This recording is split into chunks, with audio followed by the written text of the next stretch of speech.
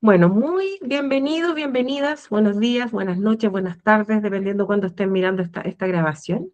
Hoy tenemos una nueva conversación 4A. Hoy conversamos con alguien que ha pasado más de 15 años transformando la forma en que un banco entiende y usa sus datos. Es gerente de gobierno de datos del Banco BCI, MBA de la Universidad de Toronto, profesora en la Universidad Católica y una convencida de que la tecnología para que sirva necesita personas detrás. Así que muy bienvenida, Paggy. Muchas gracias, Julia. Un gusto estar aquí contigo conversando esta tarde. Muchas gracias.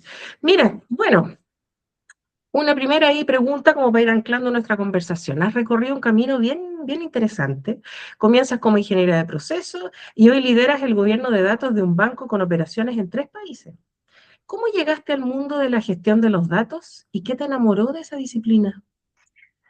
Eh, bueno, mi carrera ha sido bien variada. Yo soy generalista. eh, Partí como ingeniero de procesos y ahí nos tocó conocer eh, procesos de la organización donde yo trabajo, en el banco, que son en realidad son servicios principalmente. Y veíamos un servicio en tu y entendíamos, por ejemplo, cómo se generaban las tarjetas de crédito, cómo se entregaban los créditos hipotecarios a los clientes, pasando por todas las áreas que intervenían en el proceso, desde la necesidad, el área comercial que gestionaba, un área de operaciones, un área de tecnología que proveía el software, el área de soporte, todo el ciclo. Entonces era en tu la mirada. Y ahí me permitió conocer muchas áreas del banco. Yo estuve en experiencia cliente después, en banca privada, en cash management, en distintas áreas de negocio, por eso te decía que era generalista y finalmente, el 2019, decidí dar un salto al mundo de la transformación digital. El año 2018, 2014, entre 2014 y 2019, en realidad el banco estuvo en un proyecto de transformación digital que hoy día después ya es parte de nuestro ADN, pero en ese minuto era la transformación. Y ahí me pasé a ese equipo, ¿ah? Y me pasé al área de gobierno de datos que estaba partiendo en el equipo. Yo estaba como subgerenta de gobierno de datos y me armar en ese momento el cómo iba a ser la gestión de datos y el gobierno de datos en particular en un área que no fuera tecnología, porque era un área de data analytics, era un área Mm. distinta, no era TI, no era operaciones, y dependíamos del gerente de transformación digital, y ese gerente de transformación digital reportaba al CEO. Entonces esto era realmente una estructura organizacional relevante para la organización, no era operaciones escondido en tecnología, no, era parte. Así llegué a esta área de gestión de datos. Y yo en particular armé lo de gobierno de datos. Lo que me gustó, y te diría que más me gustó del mundo de la disciplina de Data Analytics, de la cadena de valor de los datos, y gobierno de datos es una especialidad entre ellas, es que finalmente el que tan buenos datos o no en una organización puedas tener va a depender de cuánto sentido de negocio tengan esos datos. Y eso se lo dan las personas de negocio, no se lo da Mm, TI, no se lo da operaciones. Ellos operan, ellos manejan el software, manejan el repositorio de datos, pero ellos no dan el sentido. Ese sentido se lo dan los usuarios de negocio. Y el gobierno de datos tenía ese vínculo. ¿Cómo conecto algo que puede ser muy lejano al negocio, pero finalmente es de ellos? El mm, dato es la representación digital de algo de la realidad. Y un mm, cliente que vive, que somos personas, nos representan digitalmente como un dato. Una tarjeta de crédito es lo mismo, es una representación de un instrumento que tú tienes en tu billetera y te permite hacer transacciones y comprar en comercio. Y eso mm. se lleva a transacciones y se llevan a datos. Entonces son representaciones digitales de cosas de la vida real. Y entender ese vínculo a mí me gustó mucho, me hizo sentir, esto es demasiado relevante, porque si esto está malo, va a llevar a decisiones erradas y todo va a estar incorrecto.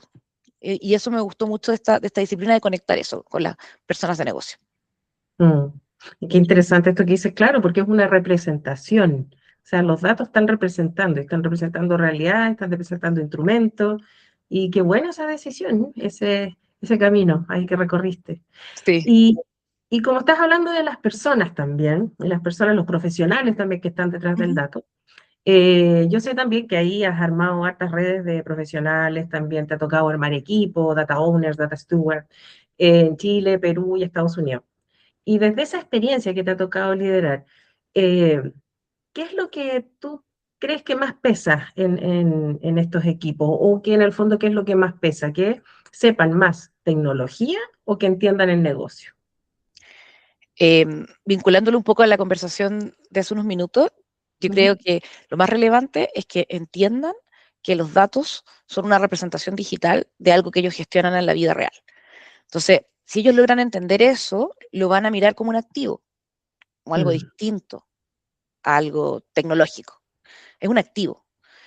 Y yo te diría que nosotros buscamos siempre un mix de personas que sean curiosas, que tengan capacidad de aprender, plasticidad, pero lo más importante para nosotros es que conozcan y sean especialistas del negocio que atienden, del área que atienden. Tienen que conocerlo y entenderlo muy bien, esa esencia de ese negocio.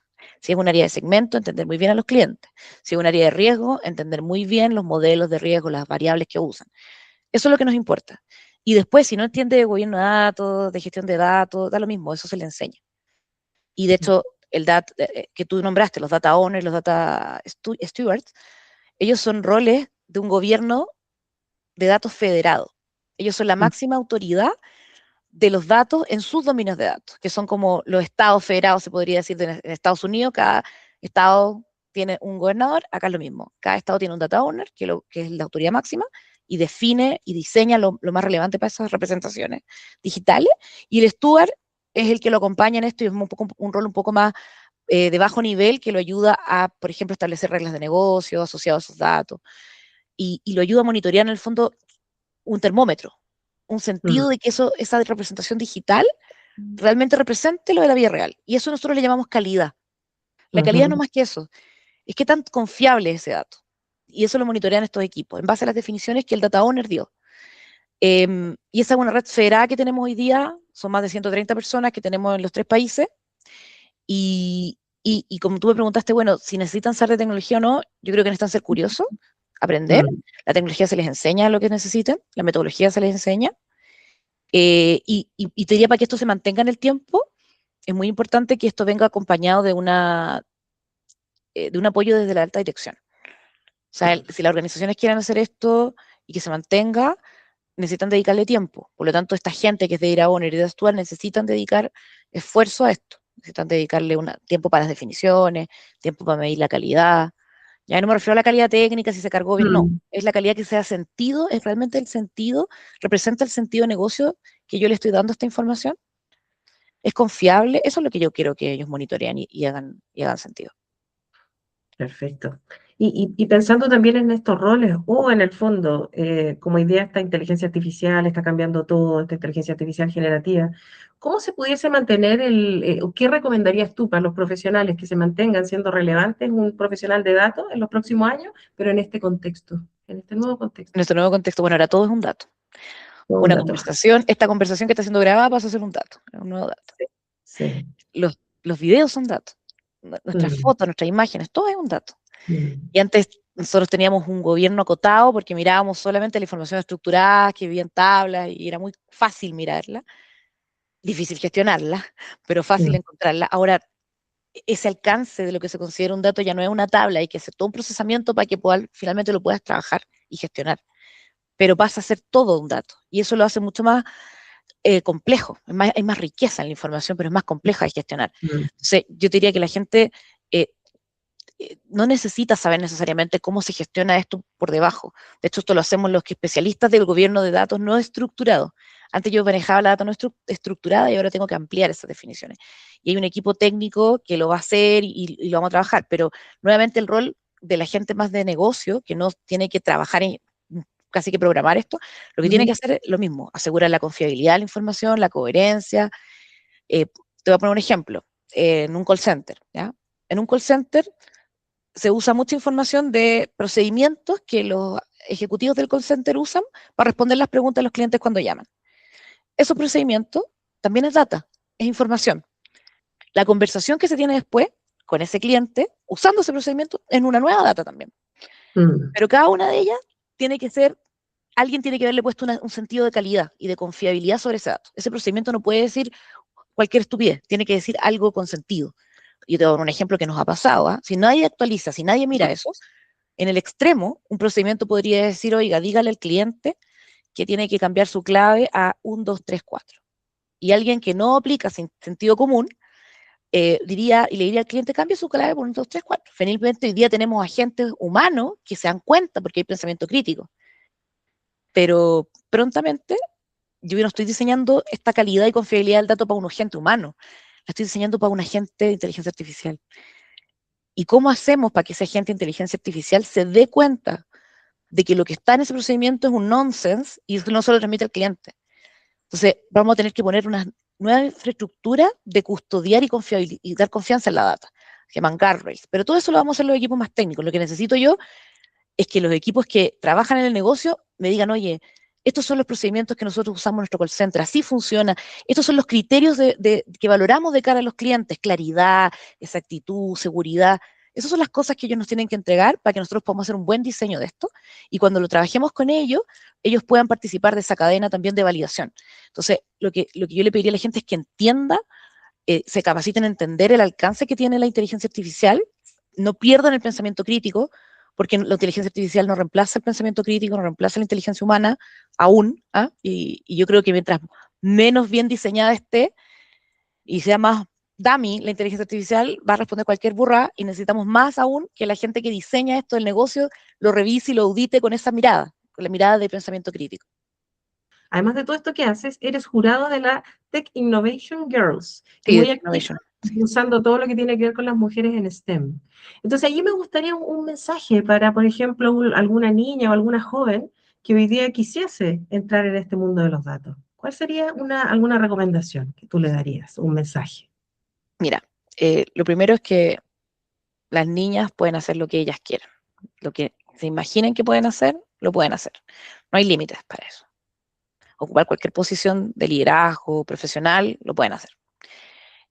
Lo que ha pasado históricamente es que estas carreras de STEM han estado más vinculadas a hombres, ¿ya? Y ciertas posiciones de liderazgo también han estado más vinculadas a hombres, por condiciones históricas y culturales. Pero respecto a limitancias, ellas no tienen ninguna. Basta con que se lo propongan y logren hacerlo. Yo te diría que hoy día, las que estamos en esta generación bisagra, estamos tratando de mover barreras estructurales que hay en las empresas o las organizaciones, de manera que las niñas que hoy día están entrando a estudiar estas cosas no tengan ninguna limitancia real. Esto va a demorar mucho tiempo, pero si ellas creen y confían en sus capacidades, yo pienso que las barreras que sigan estando cuando ellas sean profesionales las van a poder remover, así como las que estamos hoy día estamos tratando de hacerlo. Ay, qué bien, y qué inspirador, además que tú misma, Sí, entonces inspirando en eso. sí, sí, Y, verdad. mira, y una última ahí reflexión. ¿Cuál crees tú que será el próximo gran desafío de lo que es el gobierno de datos? ¿Y qué tipo de personas vamos a necesitar para enfrentarlo? Bueno, el gran desafío, como hablamos antes, todo pasa a ser un dato. Lo del gobierno de data no estructurado, ¿no? Que a la base tengo que poder gobernar y gestionar todo aquello que se genera en nuestra vida, ¿ya? Documentos, fotos, imágenes, videos, películas, todo. Eh, Eso es un tremendo desafío porque nadie realmente sabe cómo hacerlo y hacerlo bien. Hemos estado trabajando Mm. con varias consultoras en el mundo apoyándonos para hacer esto bien y hay mucho por aprender. Esto está pasando as we speak. Es un tremendo desafío. Todo, Está pasando sí. todo, todo, todo. Y están apareciendo roles nuevos. Ingenieros de IA, owners de IA. Están apareciendo cargos nuevos que antes no existían, porque esto va a requerir una ingeniería nueva, una disciplina nueva del gobierno de los datos no estructurados. Y respecto a los usuarios más de negocio, que son los que consumen un poco esto, ellos tienen que entender las grandes etapas de una inteligencia artificial, entender que no es un humano, que no resuelve todo como un humano, y entender las limitancias que tiene, no las posibilidades que tiene, porque yo creo que las potencias, uno se ilusiona y piensa que lo hace todo, pero no te da una respuesta buena, entonces eso hay que entenderlo. Mientras más mala sea la gestión de la base de eso, del gobierno de los datos no estructurados, más malos resultados. Y si tú como humano no le pones el pensamiento crítico, entiendes las limitancias de la herramienta que estás usando, que es la inteligencia artificial, vas a tener una expectativa y pedirle cosas que en realidad no las tiene que hacer o no las va a poder hacer porque necesita a ti como humano. Entonces yo te diría eso, entender las limitancias es lo más relevante para las personas, para los usuarios de negocio, y cultivar ese pensamiento crítico. Ujú. Me gustaría traer a la conversación una profesora de Stanford que trabaja en Silicon Valley, que estuvo con nosotros el año pasado, que se llama Rebecca Wong, y Ajá. ella nos mencionaba, mira, allá en Silicon Valley están preocupados de lo siguiente, de que las nuevas generaciones que egresan de las carreras no están teniendo la oportunidad de probar, experimentarse, hacer el cálculo, hacer la planilla, equivocarse y aprender, que es lo que nos pasaba a nosotros cuando nosotros hace 20 años, 10 años atrás, hace 5 años atrás, teníamos que hacer para aprender, equivocarse, tratar 50 veces. Sí. Hoy día tú le preguntas a ella, ya, hazme la macro y te la hace. Mm. Y esa capacidad de desarrollar ese pensamiento crítico, esa capacidad de errar y aprender, no la Mm. pueden entrenar como la entrenamos nosotros. Mm. Entonces, esa hay que forzarla, hay que tratar de embeberla de alguna manera en el aprendizaje de las nuevas generaciones, ya que nosotros la tuvimos y no nos dimos cuenta, pero la tuvimos. Y Rebeca me mencionaba eso, estamos preocupados de esa capacidad de aprendizaje, de equivocarse 20 veces con lo mismo y aprender en la 21. Mm. No, y súper relevante también porque eso conlleva también cómo manejamos nuestra frustración, qué elementos vamos a Absolutamente. hacer, cómo vamos a innovar, que innovar principalmente es como primero identifico los elementos y después los combino y los mezclo. Pero la verdad que si no veo todos los elementos o no sé cuáles de esos también no tuvieron una buena fortuna, fue un error, ¿cómo voy a aprender de eso? Entonces, muy, muy, Equivocarte, experimentar, experimentar infinitas veces y no decirle al algoritmo, y entrégame la solución. sí, sí. Bueno, pues muchas Muchas, gracias, Maggie. muchas gracias a ti, Julia. Muy buena conversación. Feliz de, y encantada de poder conversar nuevamente. Muchas gracias, que estés muy bien. Igualmente.